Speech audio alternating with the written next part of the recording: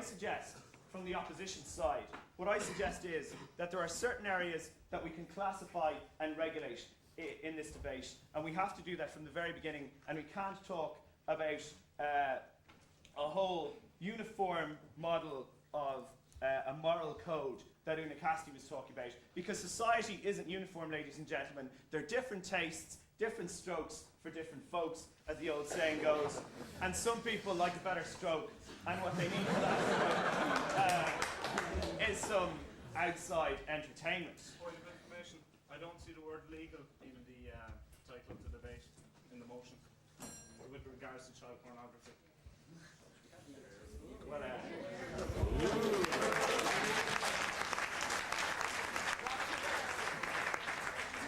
you kind of got me there.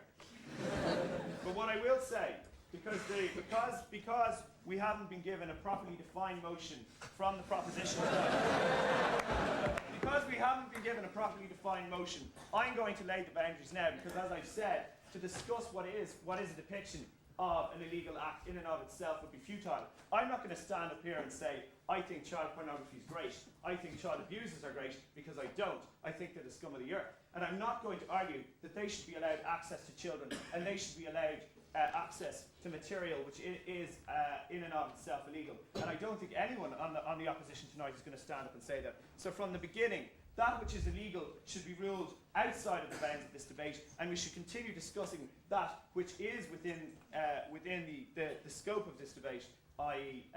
Legal pornographic material, and why it is not necessarily bad for society, why it is not necessarily the bugbear that certain elements of society would like to think that it is, and why, ladies and gentlemen, yes, freedom of speech should be allowed to rule, and people should be allowed to do and look at what they choose to look at, so long as, and this is where I'm going to talk about regulation and classification, so long as society has decided that they are fit to do so.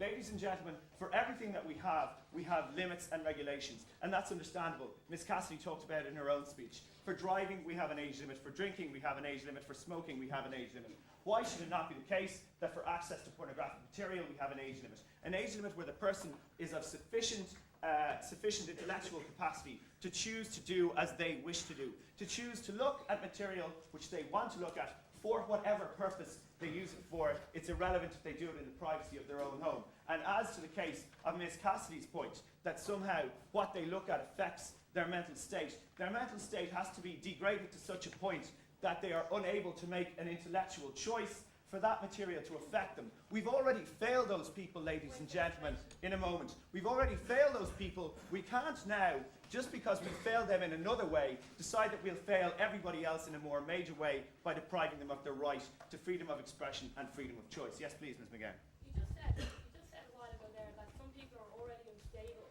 and that that material that they're unstable already. The material is just acting as a trigger. The fact is, the pornographic material can take an ordinary individual, and a gradual desensitization process builds up, where what they once thought was hardcore porn, they now perceive as commonplace, and an attitude that everyone is doing it prevails.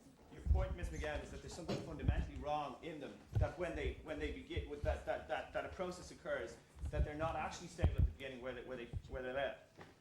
What you're suggesting is that at the beginning they weren't actually stable. If that process begins, they weren't able to decipher or to work out the difference for themselves between what is right and what is wrong, and what you can do and what you can't do. And what I'm saying is that we should deny most normal people, most able people, the choice to do what they wish to do, or to see what they wish to see.